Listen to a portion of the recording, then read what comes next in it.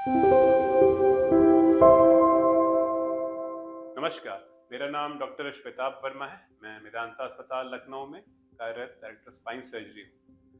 कई बार आपने देखा होगा कि वृद्ध व्यक्तियों में एक पीठ में उभार निकला रहता है और जो काफी झुक जाते हैं या लाठी का सहारा लेते हैं।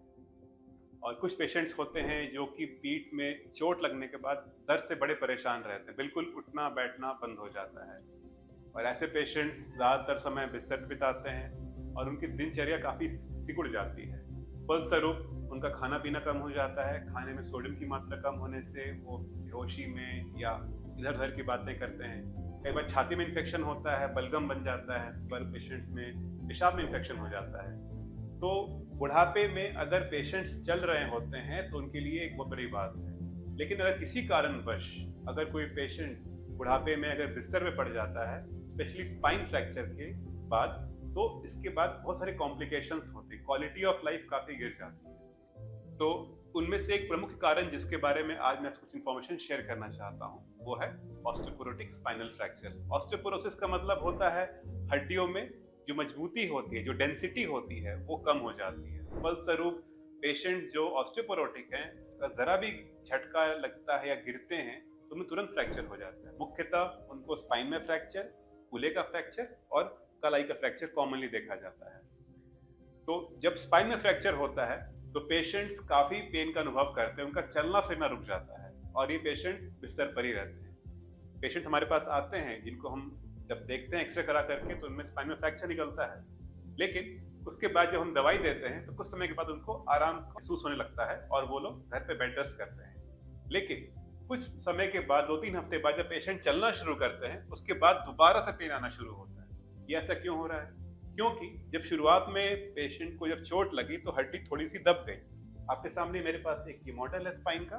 अगर पेशेंट गिरता है तो ये हड्डी थोड़ी दब जाती है, उसके बाद मांसपेशियों में तनाव आने से सीवियर पेन होता है। पेशेंट चलते फिरते रहते हैं, पेन कम हो जाता है, लेकिन क्योंकि हड्डी में मजबूती नहीं है तो वो हड्डी और आगे दबती है और कई बार अंदर हड्डी खोखली हो जाती है, जिसको हम कुम्मेल लीजन कहते हैं। तो इस कारण से पेशेंट्स का दर्द बना रहता है और कई केसेस में अगर इसको हम इग्नोर करते हैं तो पीठ में एक उभार निकलना शुरू हो जाता है। और जरूरी नहीं कि हर बार दर्द जहां फ्रैक्चर हुआ वहीं होगा, कई बार दर्द नीचे हो सकता है, कमर में हो सकता है या पसलियों में हो सकता है। तो ये सब सारी स्थितियों का हमें बहुत ध्यान रखना चाहिए। अगर कोई पेशेंट वृद्ध है और हमारे पास गिरने के बाद आ रहा है तो हम उसका एक्सरे कराते हैं और एक्सरे में ये दिख जाता है कि फ्रैक्चर है या नहीं है। और अगर फ्रैक्चर है तो शुरुआत में हम एक ट्रायल ऑफ कंजर्वेटिव मैनेजमेंट देते हैं, जहां पर हम बेल्ट बताते हैं, कुछ दवाइयां देते हैं। इस बात को हम ऐसे भी समझ सकते हैं, जो ऑस्टियोपोरोटिक फ्रैक्चर है एक आइसबर्ग के समान है। आपने आइसबर्ग देखा होगा, समुद्र में तैरता हुआ बर्फ का एक बड़ा टुकड़ा। उस आइसबर्ग में छोटा सा हिस्सा आपको बाहर दिखता है, लेकिन एक बड़ा हिस्सा पानी के नीचे रहता है। उसी प्रकार जो स्पाइन में फ्रैक्चर हुआ है वो आपको एक छोटा हिस्सा बाहर दिख रहा है, लेकिन जो ऑस्टियोपोरोसिस की प्रॉब्लम है, जो मेजर प्रॉब्लम है, वो हम देख नहीं पा रहे हैं। तो हमें इलाज दोनों का करना है, जो हमें दिख नहीं रहा है और जो हमें दिख रहा है। जो हमें दिख नहीं रहा है वो समुद्र के अंदर जो बर्फ का एक बड़ा हिस्सा है, उसका इलाज के लिए हम लोग दवाइयां देते हैं। आजकल इंजेक्शंस हैं, टेरिपेराटाइड है, डेनिसोमैब है, कई सारे ब्रांड्स मार्केट में अवेलेबल है। ये इंजेक्शंस हम देते हैं 6 महीने में एक बार या पर डे देते हैं, जिससे हड्डी मजबूती में मदद मिलती है।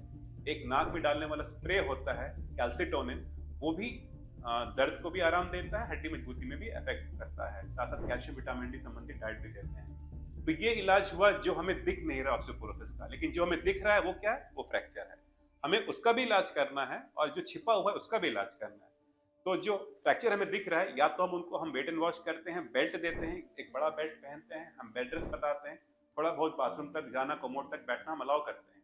लेकिन अगर 2-3 हफ्ते या 4 हफ्ते के बाद भी पेन अगर बढ़ा रहता है तो फिर हमें सलाह देते हैं कि उस टूटी हड्डी में अगर सीमेंट हम डाल देते हैं तो वो हड्डी तत्क्षण मजबूत हो जाती है और उत्पन्न होने वाला पेन काफी हद तक कम हो जाता है। इसका फायदा ये है कि फ्यूचर में वो हड्डी नहीं दबेगी और साथ साथ पेशेंट इमीडिएटली एटलीस्ट अपना मेजर काम करने को काबिल हो जाता है।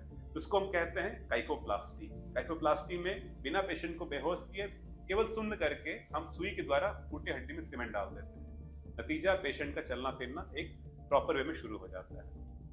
तो कहने का मतलब ये है कि ऑस्टियोपोरोटिक स्पाइनल फ्रैक्चर्स ये तभी हो रहे हैं जब हड्डी कमजोर है। तो हमें दोनों इलाज करने हैं, चाहे ऑस्टियोपोरोसिस पूरे शरीर में इफेक्ट कर रही है या जो हमें फ्रैक्चर दिख रहा है। और जो फ्रैक्चर दिख रहा है उसके लिए सीमेंटिंग करना एक अच्छा ऑप्शन है। अगर पेशेंट्स को पेन बना हुआ है, आराम नहीं मिल रहा है, तो सीमेंटिंग करने से वो पेन काफी हद तक कम हो जाता है, फ्यूचर कॉम्प्लिकेशंस काफी हद तक कम हो जाता है।